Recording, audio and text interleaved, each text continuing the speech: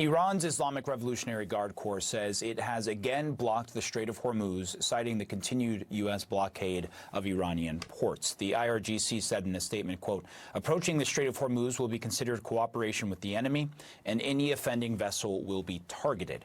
I want to bring in Gene Seroka. He's the executive director of the Port of Los Angeles. And Gene, as I understand, you're in China to meet with shippers, exporters, and other port authorities.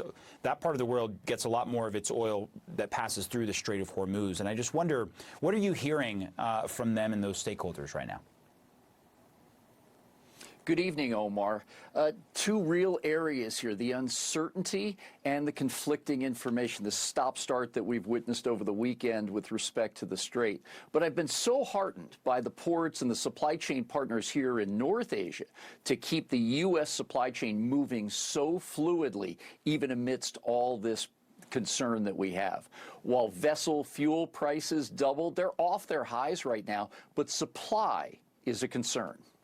Yeah. And I just wonder, are you seeing that shippers are more discouraged right now? Are they seeing this as a blip in the process? How are they sort of approaching, sort of the whiplash that we have seen to this point? Well, it's been really difficult, Omar, because we're now in day 51 of this war with Iran. And the concern of many of us, including the shipping companies, is the health and safety of their crews, making sure they have enough food, water, and medicine and can ride this out, yet we don't know how long that's going to be.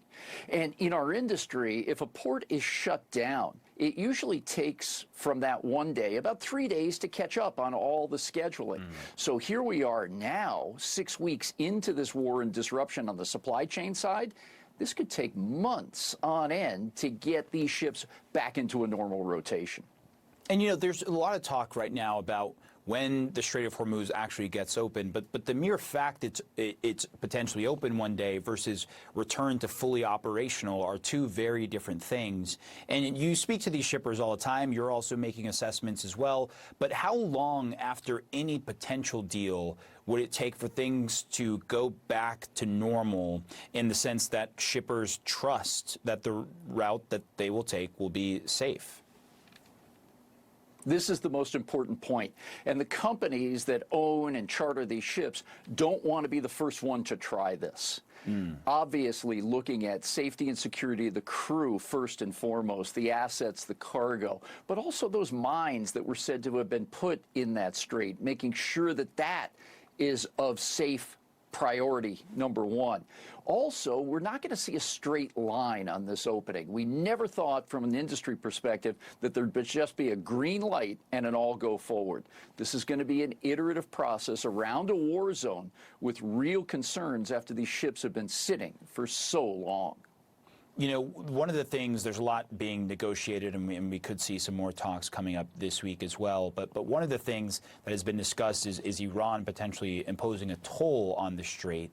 And obviously, look, the shippers want safe passages, but do you get the sense that they're making preparations for that possibility? I mean, how would they handle like a $2 million toll for operations that previously obviously did not have that consideration?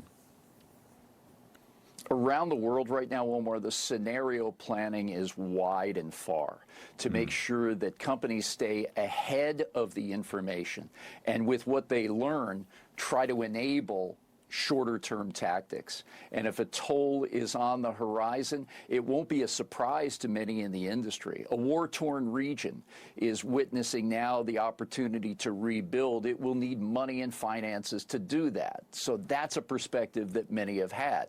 And also with the price of oil, that's come down over the weekend by about 10%. At these levels, those who are selling the oil are bringing in that cash as well. So that financial consideration for Iran and the broader region will be front and center to many of these shipping companies. Earlier in the show, we were talking about how airlines, especially in the Europe region, will start to have to make some hard decisions in terms of jet fuel shortages and concerns about jet fuel shortages in the weeks and potentially months ahead. The president has previously said the Strait isn't a problem for the United States. And I remember the last time we spoke, you told me you weren't seeing a significant impact on the Port of Los Angeles in particular. Is that still the case? And when does this impact the consumer in the United States? Omar, the cargo is flowing smoothly. I've been really pleased with the on-time arrivals and departures of the vessels. But diesel prices are up 50% in Southern California. And at our port, 2/3 of the cargo moves in and out by truck. Those truckers are having to absorb that early cost hike and then pass it on to the import and export companies, which will in turn push that towards the American consumer. Gasoline prices at the pump are up 20%. That also has an impact. So while the cargo flow is good, the costs are growing daily because of this war and the squeeze on supply and global pricing. All right. Gene Seroka, thank you for taking the time on this morning over there, but really appreciate the time and perspective. All right. Meanwhile, the first American-born Pope